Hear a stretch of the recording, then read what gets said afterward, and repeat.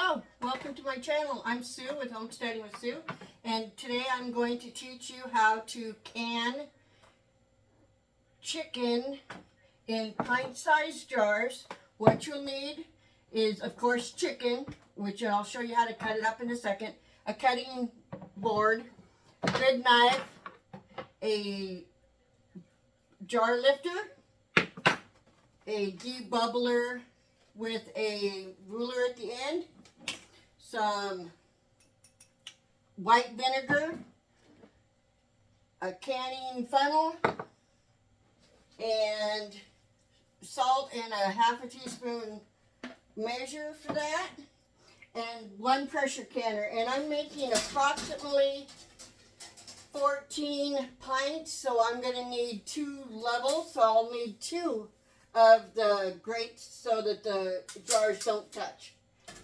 And in just a second I'll show you how to cut up the meat. Alright, so my hands are clean and I'm going to cut about 1-inch strips. And then you'll want to cut just into squares. You don't want them too big, but you don't want them too small either. They'll disintegrate in the cooking process. They were pressure canned for 75 minutes in pints. If you're doing quarts, it would be 95 minutes or 90 minutes. I think it's 90 minutes. And I'm just going to cut this 14 pounds of chicken. I don't think you need to watch all of that, so I'm going to go ahead and I'll be back. Hi guys, so I got all of the 14 pounds of meat cut up. So what I'm going to do next is I'm going to pull, I washed my jars and put hot water in them. I already have my pressure canner up and going. Fill it to your specifications on your pressure canner. Don't forget to blow through this hole to make sure you have sound out both sides. Yep. Okay. And I'm doing a raw pack, which means that the meat going in is going to be cold.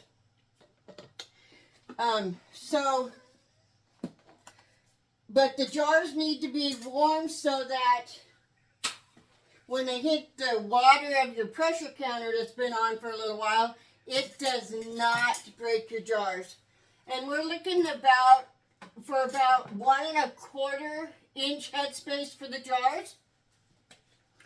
And I'm using my favorite Denali lids. They have a preserve lock, which seals them better. If you look at the bottom. And I've canned approximately 400 jars with them and only had one that did not seal, and that was my fault. There was a chip in the jar. So that's another thing you need to do, is always make sure that you check your jars. Also, when I was telling you that you needed certain things for your for this, I did not specify that you need to put a towel down because you don't want your warm jars going on your cold surface. But what I'm going to do this time is I'm going to remove this one and throw it in the wash machine after I get all of my chicken into my jars, and then I'll put a new towel out for the warm processed food. And also, if you want to use a different type of seasoning other than salt, your non-iodized salt, that is, you can. Just be careful because the canning process does change the taste of some of the spices. So I'm just going to use my hands and put the meat in these jars.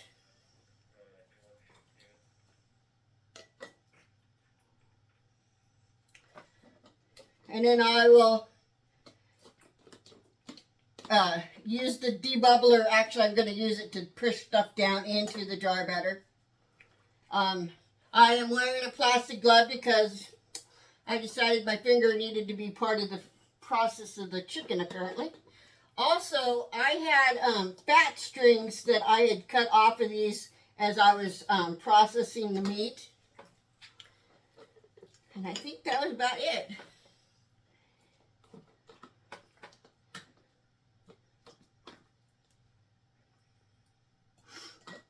And these will produce their own juices. That's why I'm not putting any juice in them at all.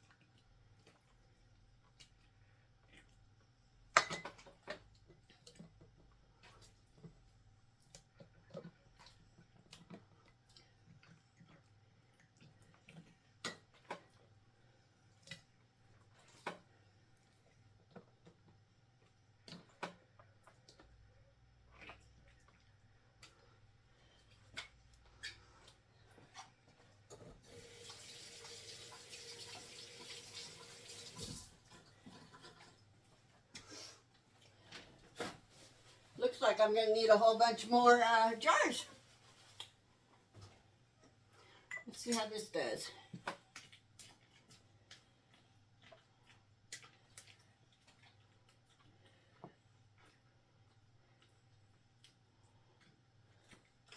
Make sure there's no big air bubbles in the way.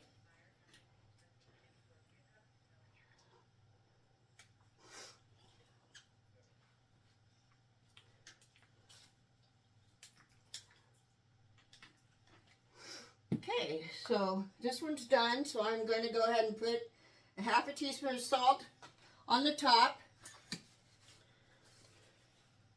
and my white vinegar, and because the chicken is so greasy, I'm just going to I use white vinegar on everything, even if it's not greasy, around the rings, the lips of the jar. And then we're going to put on our ring, finger tight, and you don't want to go any more than finger tight because you'll bend your lid. And because these aren't extremely hot, I'm going to go ahead and just pick them up by hand and put them in the canner.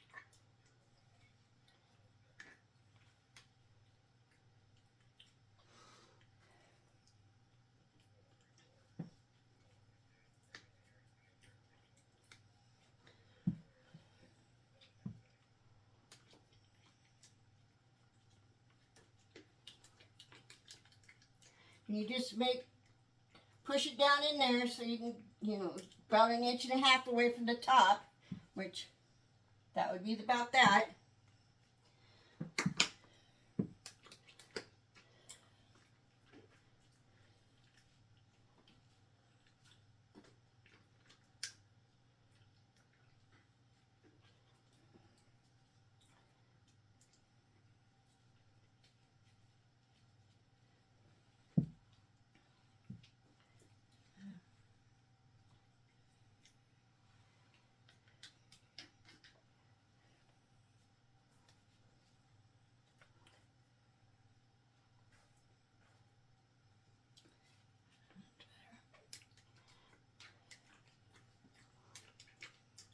And I'm not going to make you sit here and watch me do all of these because, you know, it's kind of boring. So after we get these all in the canister, I will come back and I will come back and show you how to put the lid and stuff on.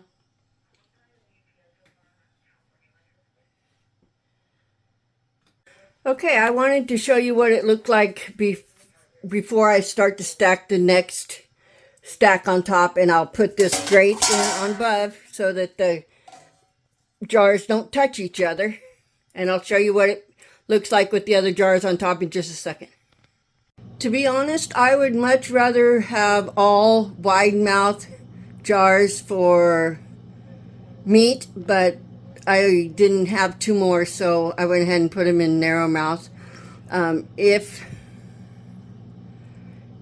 the water in here is only filled to what the specified amount of water is, because it's not water bath canned, it is pressure canned. It does not need a lot of water.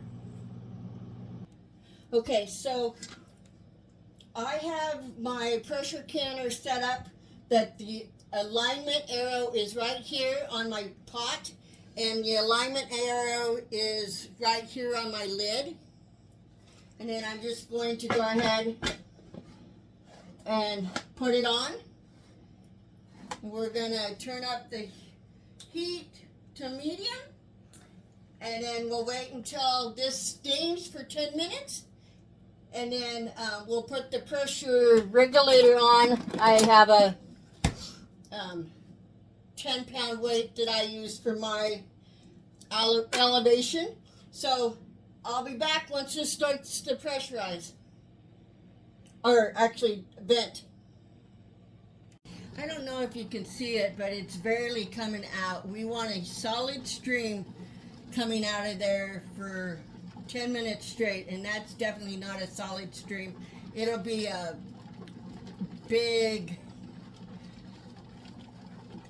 pressurized steam coming out of there. I'm just going to sit here for a few minutes and let you watch the steam, and then once it gets to where we need it to be, I will go ahead and set the 10-minute timer.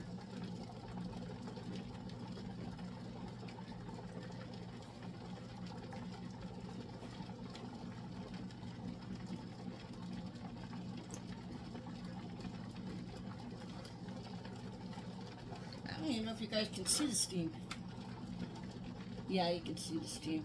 Barely, though.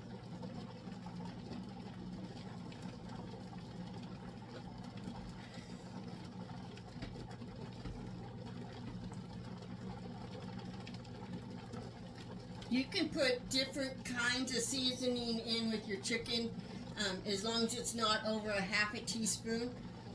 Like I said earlier, though, you wouldn't want to put something really strong in there because it changes the taste and the texture of it when it is pressurized for the 75 minutes.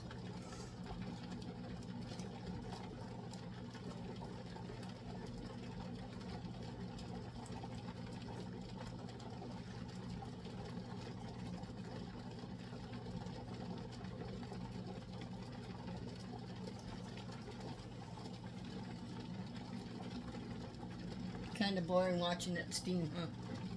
Sorry, but I want you guys to see what I'm talking about with the steaming. Maybe you can see it better from over here.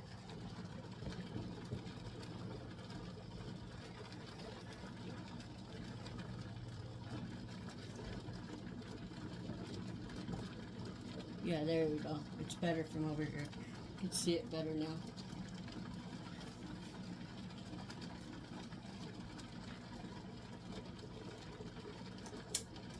See how it keeps fluctuating? We don't want to start it at that point. We want to make sure that it's a solid stream. That way we make sure that we're being pressurized at the correct pressure.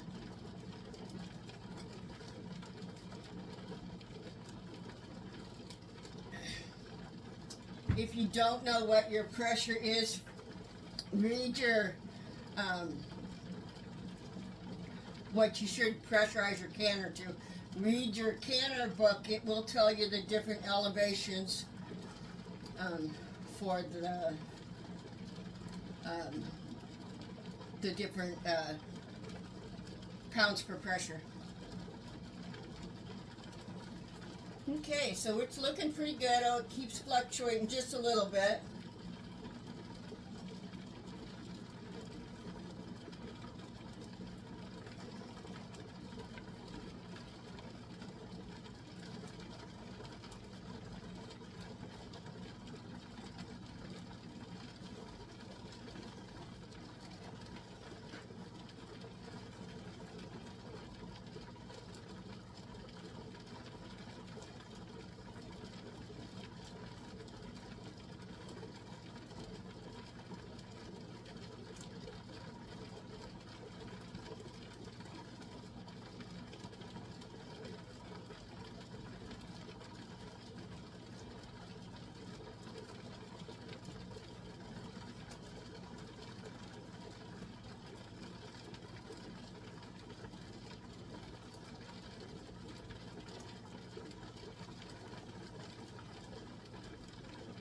Come on, keep going.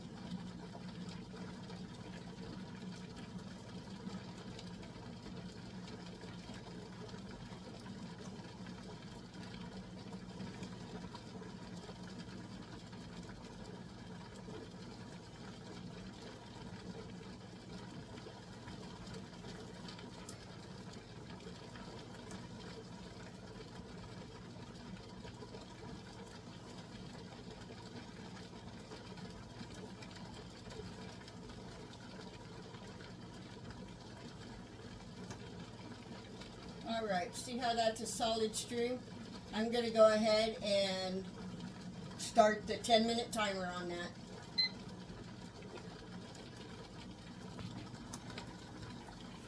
Alright, so we have about 20 seconds before our 10-minute timer goes off.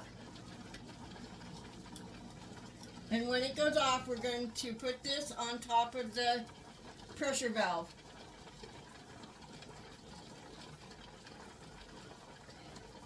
And once this starts hulaing like this,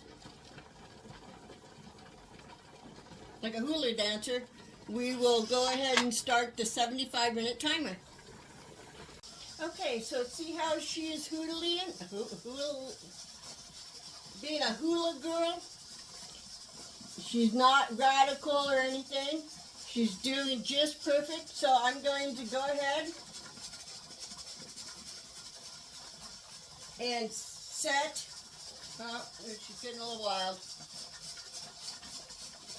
I'll turn it down just a little bit.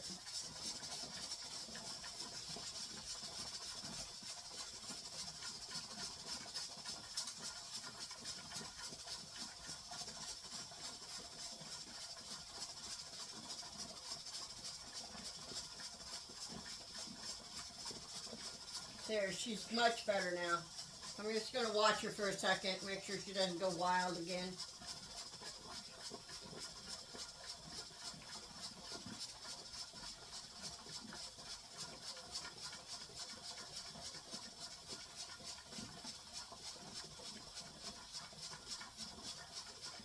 I love to listen to the noise it makes when it goes around. Okay, so I'm going to go ahead and set my 75-minute timer, and I will be back right before the 75 minutes is up, and I'll show you what we do next. Okay, so the 75-minute timer has went off. We are going to wait until it comes down from all the way down to... So our 75-minute timer has went off. We are going to wait until it comes completely down to 0 on the pressure gauge, and then I will be back. Okay, so I'm waiting for that air vent lock to go down, stating that there is no more pressure in the canner, but at that point I am going to actually set a 10-minute timer so that I know for sure that there's no pressure left in the canner. Okay, so our 12-minute timer has went off, so I am going to listen when you pull off your regulator. Does not make any noise. So we're done with that. Now we're going to want to undo your lid. When you pick it up, you want to pick it up away from you so that the steam doesn't burn you. And put it on the counter. And I'm going to go ahead and set a 10-minute timer. And then when I come back, after that 10 minutes went off, I will move them from the canner onto the table. So I wanted to show you how hot it is in that canner. It is still boiling. So make sure that you use your jar lifter when you take them out of the canner. Alright, so now we're going to take the jars out of the canner. Make sure and use your jar lifter. Look how pretty that looks.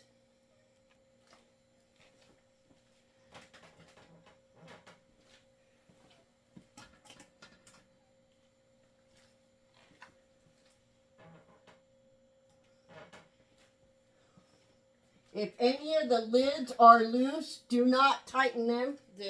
Rings. They'll be fine.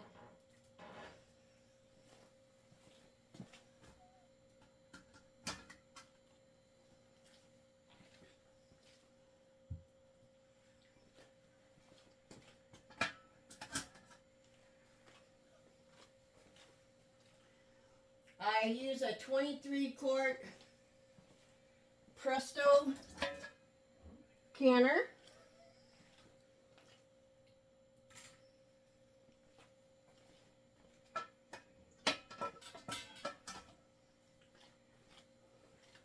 And I can double stack like I did today in it. I'm going to pull out that center round piece. Try not to burn yourself on it.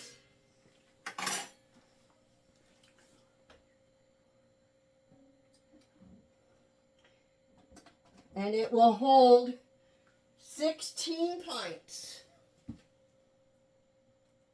Wide mouth pints.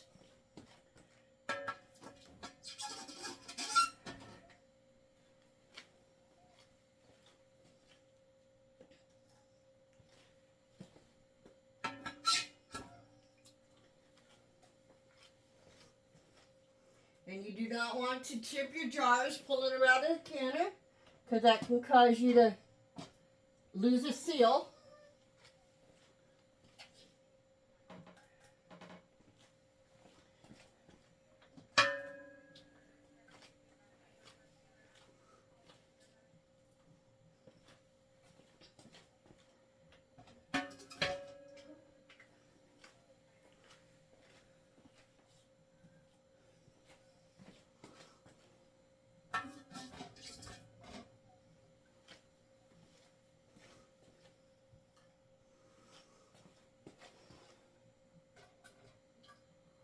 Alright, so the pressure canner is empty.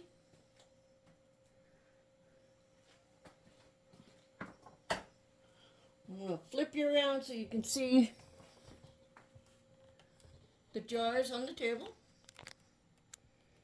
And tomorrow we'll come back and we will test the lids to make sure that they sealed, and we'll wash them up and date them. If you've enjoyed this video, please like and subscribe to my channel. It'll help me a lot. Thank you. I'll see you back tomorrow.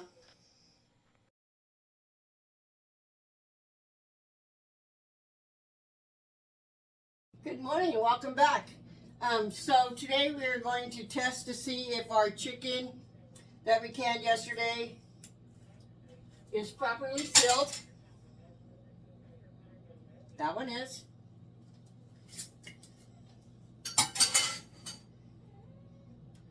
I always grab them by the lid to make sure that they stay on. If they don't, then you can just go ahead and put it in your refrigerator. Excuse me. Put it in your refrigerator to eat within the next couple days.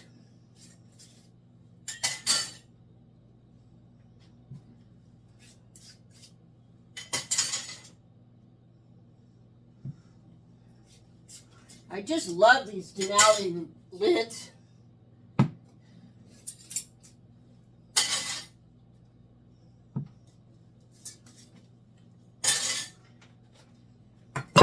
Whoops. Even stayed still after I dropped it.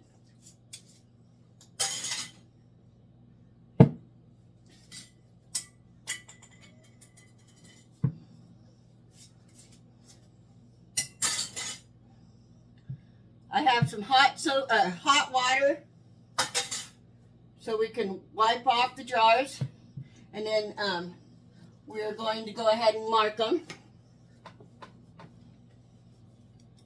You just rinse them off. That way you don't get no mold or anything growing in your pantry. And again, another successful canning experience with Denali lids.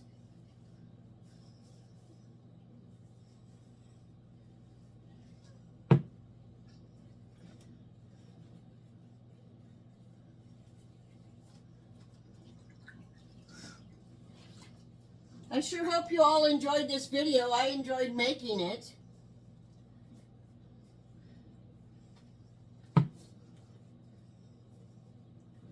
And it makes for really easy chicken salads, chicken nachos, chicken casseroles.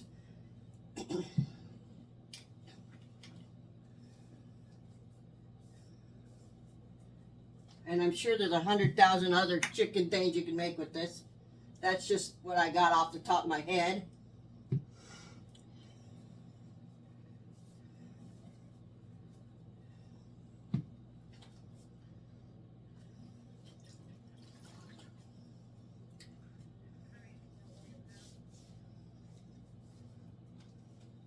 Look how pretty this looks.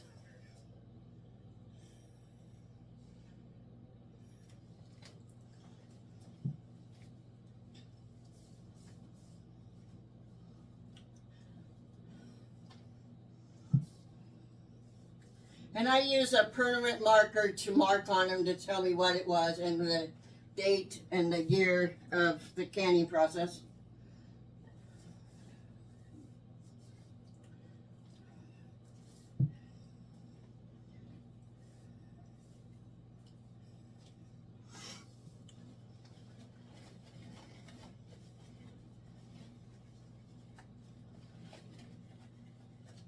I'll just do 3 real fast for you. I won't keep you for the rest of it. All right, chicken.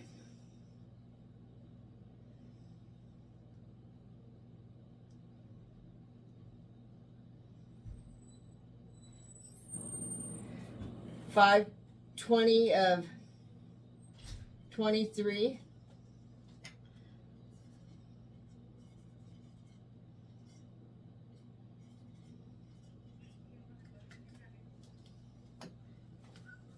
Just like this.